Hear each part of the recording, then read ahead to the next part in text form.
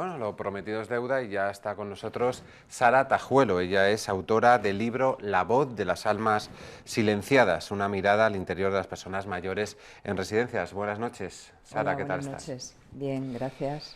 Pues aquí tenemos tu libro, venimos por esto. Nada, hiciste la presentación la semana pasada, hace 10 días. Cuéntanos un poco, descríbenos en qué se basa este libro. Hay dos partes claramente diferenciadas, ¿no? Sí, mira, en primer lugar, si me permites, quiero agradecer, Por supuesto. porque es que no es para menos, este libro no hubiera sido posible sin la editorial León Alado, que es quien la ha publicado, Por quien la ha supuesto. editado, y por supuesto a todas las personas que han contribuido tanto a las ilustraciones como a todo el apoyo que he recibido, ¿no? Entonces, bueno, era de ley empezar así Por y supuesto. agradecerte a ti por hacerte eco y invitarme, ¿no? Por supuesto. Decíamos que son dos partes claramente Diferenciadas. una de relatos, ¿no? No sé si son relatos que tú has ido incorporando a lo largo de los años, porque parece que el problema de las residencias, nos enteramos hace 2 años, pero existía, ¿no? Sí. Existía una deficiencia de personal, de cuidados y de humanización. Has recogido esos relatos, ¿no? Son 10 Sí, exactamente. interesantes relatos de Sí. personas de carne y hueso, ¿no? Sí, sí, exactamente, sí, son relatos reales, de experiencias mías directas con estas personas y luego me han suministrado información también los propios familiares. Y bueno, pues ahí se ha ido gestando. Yo tenía ya experiencia anteriormente junto con otras personas, ¿no? En la residencia y bueno, y a través de conversaciones también que hemos mantenido con otros familiares de otras residencias, pues evidentemente el libro no está, o sea, son 10 mayores concretamente de la residencia primera que estuvo mi madre, pero por experiencia directa además con los familiares y con trabajadoras que hemos ido conversando a lo largo del tiempo, hemos visto pues, que evidentemente esto es un mal endémico que no se sitúa en una residencia, salvo excepciones, tiende a ocurrir en Danos un poco de distintas. detalles, ¿qué podemos encontrar, qué problemas podemos encontrar en estas charlas que mantenías, en estos relatos que son muy sentimentales, pero que denotan problemas importantes, ¿no?, en los geriátricos? Claro, los relatos denuncian y visibilizan carencias. Entonces, las denuncias pues oscilan desde la soledad, desde, por ejemplo, los problemas de movilidad, de personal, sobre todo esto que te voy a enumerar así de corrida, son problemas que se derivan de una raíz que es Sí, la falta de personal, la falta de personal. o la escasez. Una falta de personal como denominador común que tiene un origen que es la privatización, ¿no?, de la institucionalización de las personas mayores, ¿no?, en residencias. Claro, exactamente. A ver, además ahora nos encontramos con un problema de unos años a esta parte y es que los residentes que ocupan en las plazas, por regla general, te diría un 70%, y quizá me quede corta en el caso de muchas residencias, estamos hablando de mayores con deterioro cognitivo severo que necesitan claro, cuidados 24 horas. exactamente, y por otro lado no pueden defenderse frente digamos, Claro. a ciertas cuestiones que vienen aconteciendo, como te he dicho, salvo excepciones en la mayoría de las residencias, y entonces creo que el libro, en este sentido, el título hace honor a ellos en cuestión de las almas silenciadas. Las almas silenciadas son ellas, las que no se pueden, por su situación cognitiva, no pueden denunciar, ¿no? Hemos visto en la prensa pues maltratos y tal, no podemos decir que es una situación generalizada, porque los trabajadores, pues en la mayoría de los casos, hacen lo que pueden, las pocas horas que tienen y los salarios tan bajos, que también hay que decirlo, que les pagan, ¿no? Hay una segunda parte de este libro, que es una parte más de denuncia actual y de proposiciones, ¿no? De cambio a mejor, entiendo. Eso es. Claro, en la segunda parte digamos que hay un fundamento experiencial Bueno, y de acuerdo a todo lo que hemos vivido, antes de la pandemia ya se habían realizado reclamaciones, denuncias de distintos familiares de lo que se estaba viviendo en distintas residencias.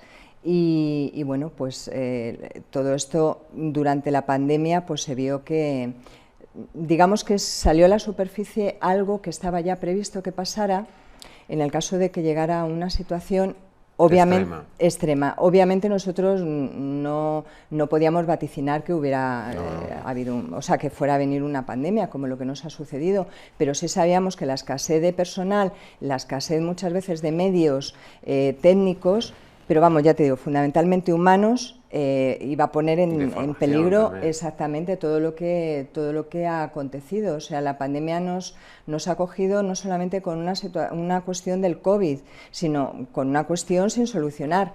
Y es la cuestión de que tiene que haber una ley estatal de residencias que blinde los derechos de estas personas mayores, o sea, de los mayores en general, incluidas las personas que están en sus casas y que lo están pasando también mal, y que hay una buena lista de espera para poder acceder a una plaza pública. Entonces, evidentemente, cuando queremos que se blinden los derechos, queremos de toda la ciudadanía y, en este caso en concreto, de las personas mayores y específicamente de las personas institucionalizadas en residencias y, si me apuras, más concretamente de aquellas que no se pueden valer por sí mismas, no tienen esa autonomía cognitiva para poder defender sus propios derechos y están a expensas de una soledad, están a expensas de cambios posturales que a veces el personal trabajador no da suficiente para poder realizar esos cambios.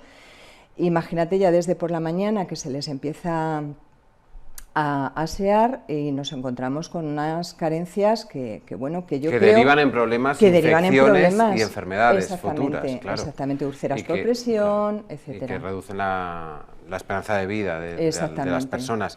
Eso es. Una de las cosas positivas, podemos decir, de los últimos años, antes de la pandemia, la creación de asociaciones que por aquí han pasado, Pladigmare, Mareo de Residencias, la Unión de Residencias del Leganés, de la que eres miembro. Eso es positivo, ¿no? Estáis presionando mucho, vuestra voz está saliendo en los medios de comunicación a las administraciones, aunque de momento parece que en la Comunidad de Madrid ni a nivel estatal os han hecho mucho caso en esas reivindicaciones, ¿no? Claro, es que es fundamental. O sea, en una residencia tiene que haber una agrupación de familiares. Date cuenta que nosotros llevamos años, no digo la agrupación de familiares Unión Residencial Leganés, digo el resto de las plataformas, es algo que llevamos reivindicando, que es un órgano de participación activa de los familiares en la vida de una residencia.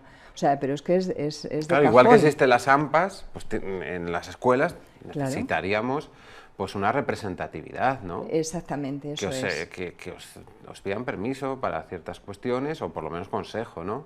Claro, y para, por ejemplo, o sea, nadie mejor que habitualmente que la familia directa o los responsables directos de esa persona mayor cuando es una persona que está tutelada, sabemos los gustos, la cultura, los comportamientos, etcétera, las actitudes. Entonces podemos cooperar y también coordinar o diseñar, participar de los diseños de actividades, por ejemplo. Actividades, protocolos.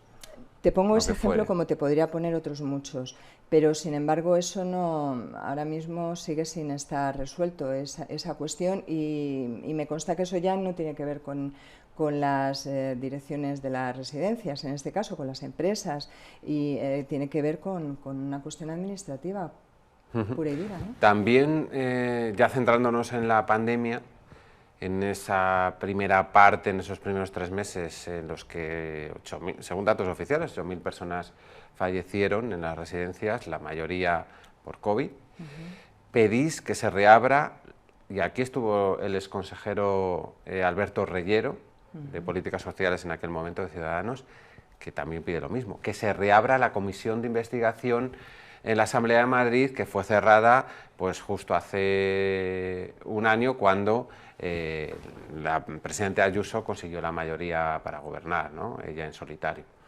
Exactamente. Sí, es algo que porque se viene... sobre todo esa comisión, me refiero, que aborde el tema central, que a eso quería llegar, el de los protocolos, de no derivación a hospitales de personas residentes en esos primeros días de la pandemia, ¿no? Por supuesto. Mira, nosotros lo que queremos es que se investigue.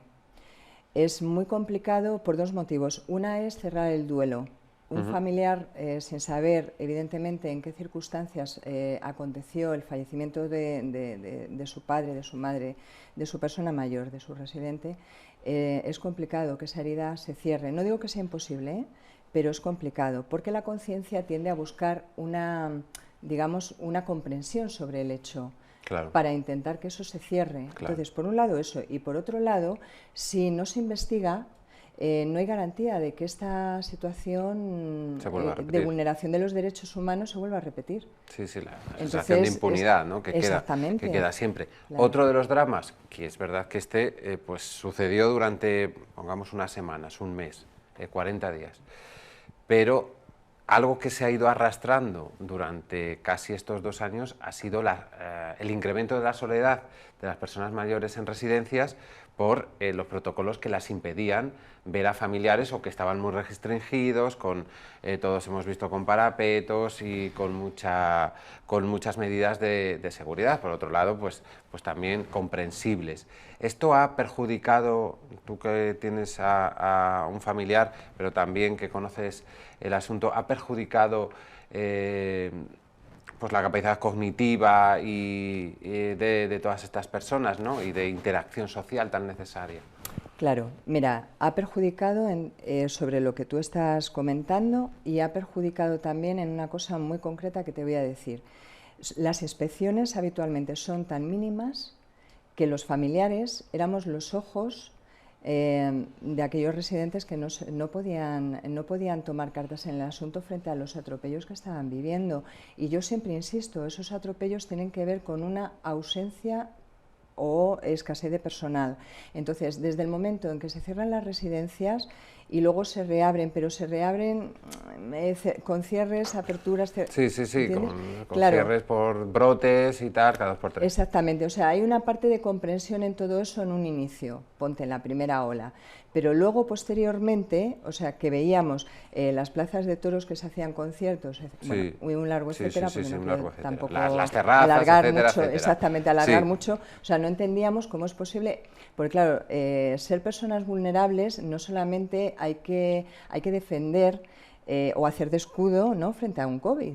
También es evidente que son vulnerables en tanto en cuanto que sabemos lo que hay dentro de una residencia. Entonces, si el familiar, que es el que se ocupa de ir todos los días, habrá familiares evidentemente que no puedan y vayan más esporádicamente, pero yo conozco familiares que van todos los días.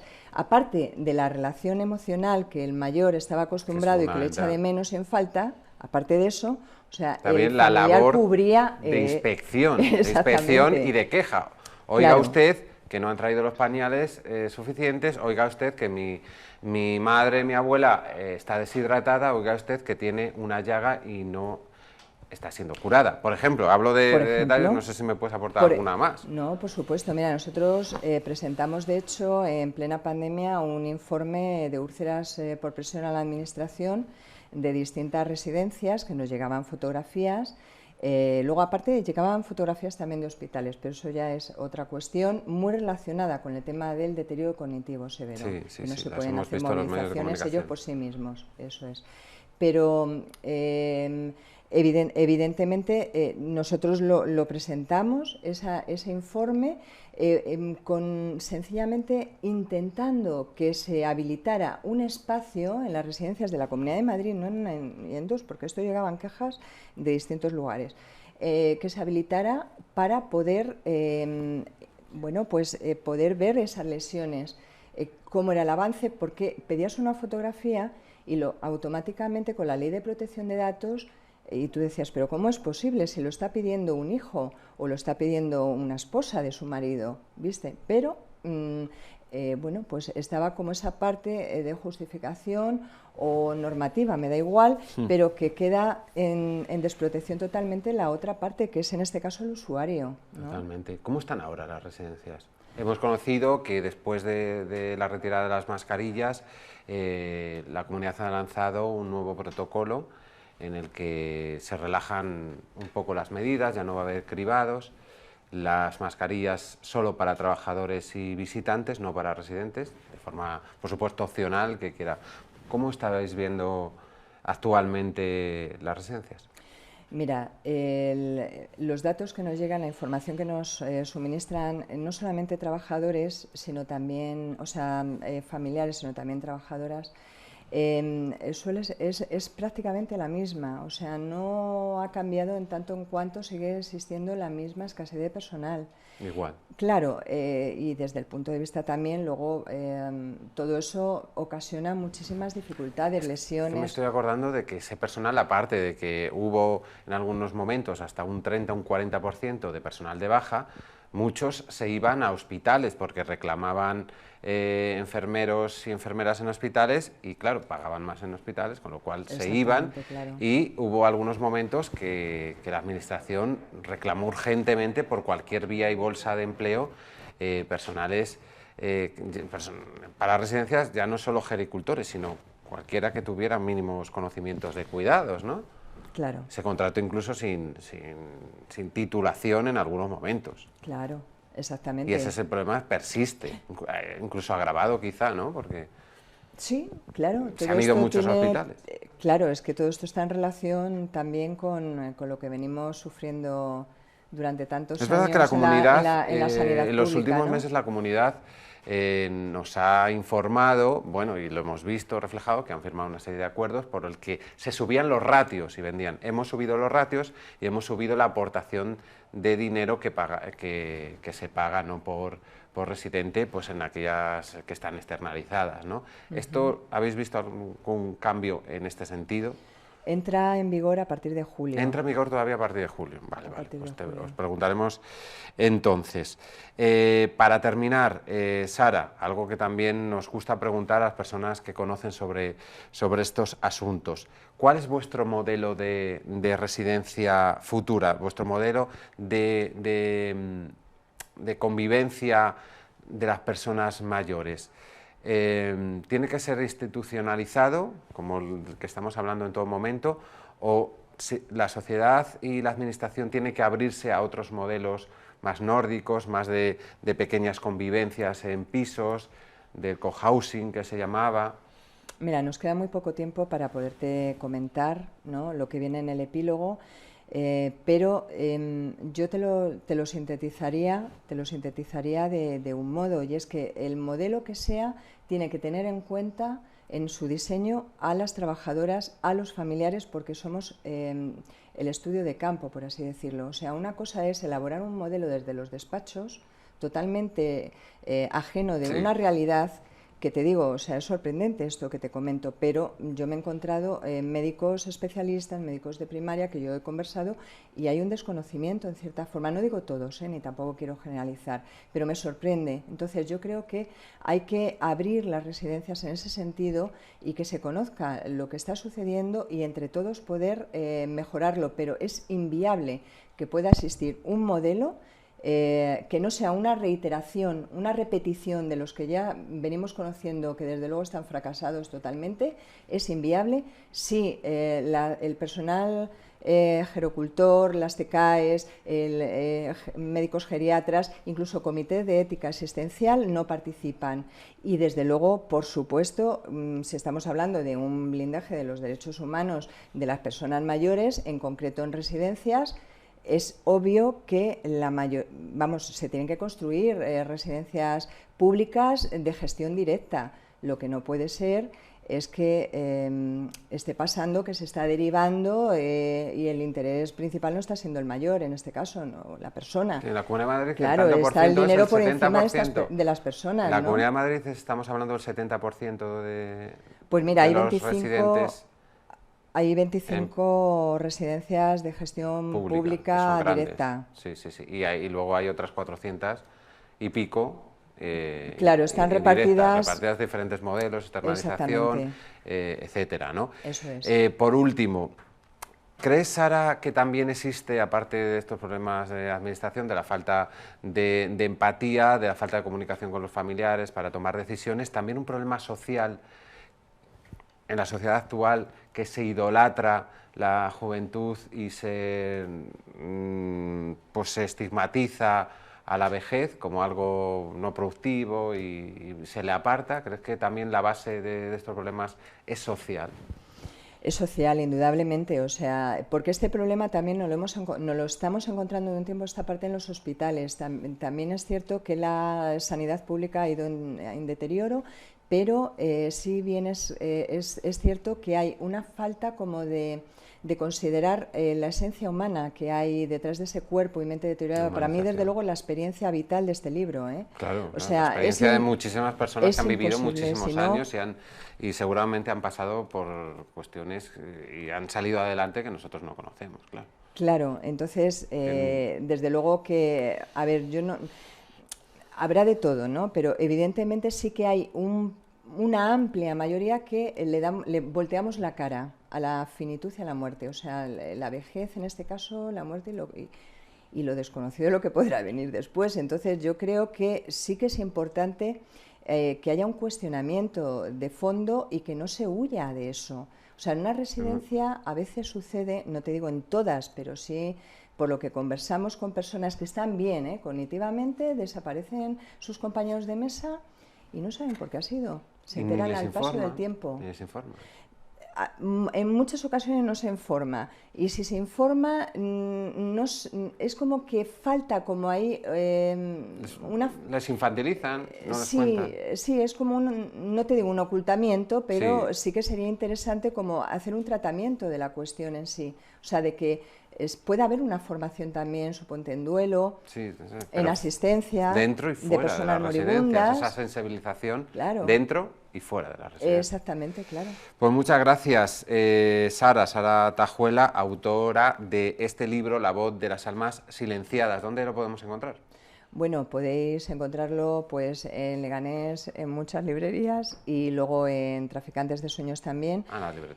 Sí, que por cierto, quiero comentar, porque me parece que es un dato importante, y haceros extensivo también la invitación, de que el 18 de mayo a las 11 de la mañana en Traficantes de Sueños Duque de Alba se presenta la plataforma Verdad y Justicia por parte de los compañeros de la plataforma de Mareas Residencias.